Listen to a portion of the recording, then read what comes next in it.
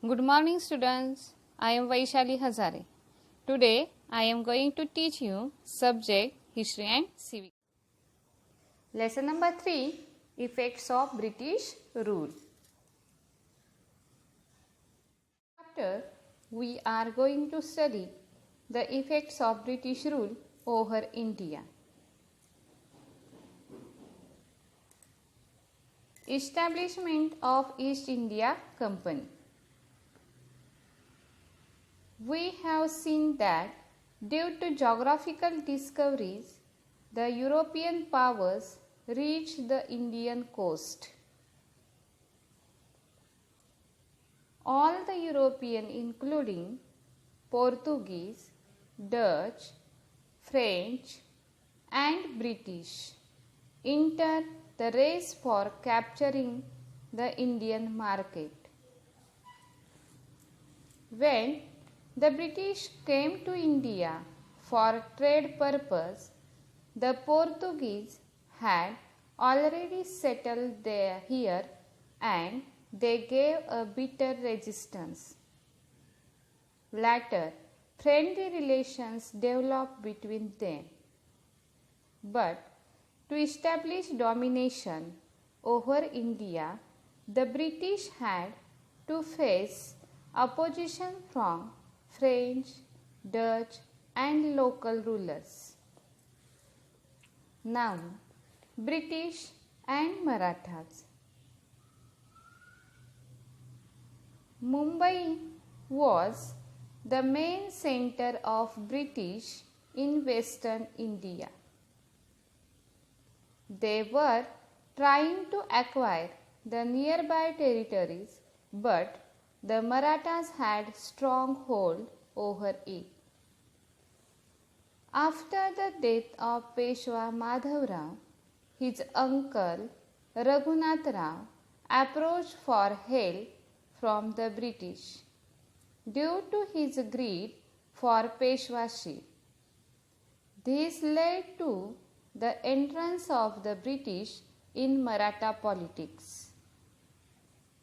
During 1774 to 1818, 3 wars were fought between the Marathas and the British. During the first war, the Maratha unitedly faced the British and hence proved superior. In 1782, with the Treaty of Salwai, the first Anglo-Maratha War came to an end.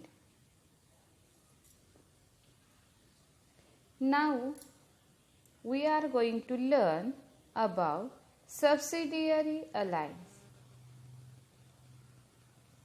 In 1798, Lord Wellesley arrived in India as Governor General.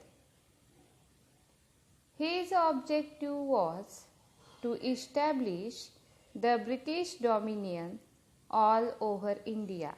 Dominion means colony. For this, he signed a subsidiary alliance with many Indian rulers. According to this alliance, the Indian rulers were assured to British military help.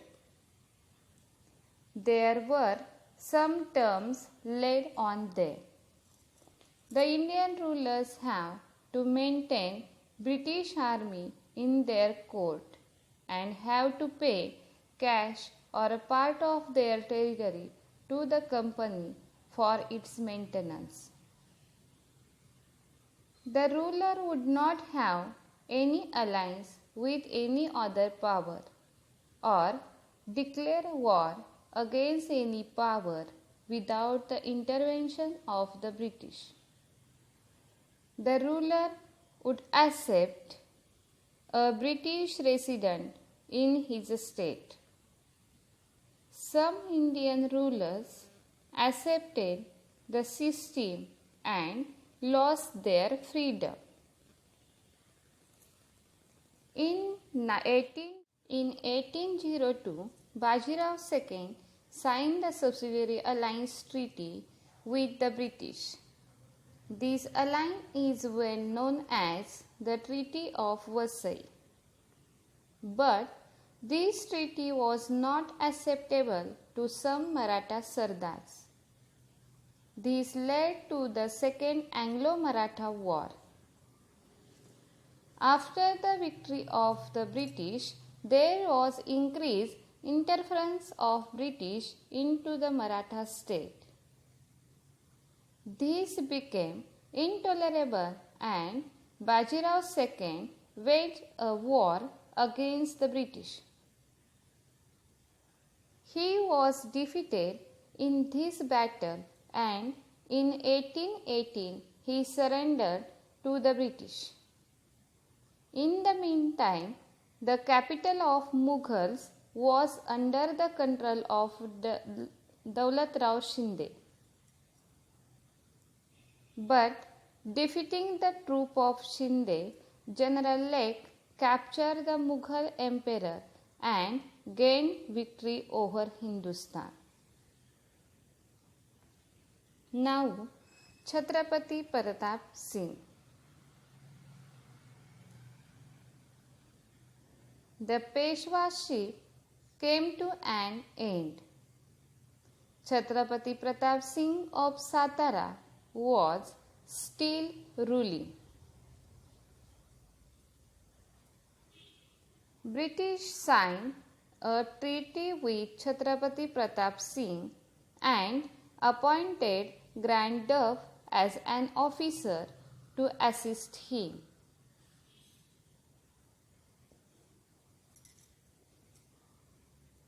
He was helped in the state affair, but later the Chhatrapati was dethroned and exiled to Kashi. He died there in 1847. Rango Bapuji Gupte, a loyal officer of Chhatrapati, fought the legal battle and went up to England, but his efforts were unsuccessful. Later, Lord Dalhousie rejected the adoption policy and in 1848 annexed the state of Satara. Do you know? Chhatrapati Pratap Singh made provision of water to the city by building a water tank on the backside of Yauteshwar temple and Mahadara in Satara. Roads were built in the city. Trees were planted on the both sides of the road. Schools were built for boys and girls for teaching Sanskrit, Marathi and English. Printing press was set up and many useful books were published. In 1827, Sabhaniti, a book on polity, was printed. He built road from Satara to Mahabaleshwar to Pratapgarh. The same road further extended to Mahad. Chhatrapati Pratap Singh used to write personal daily diary.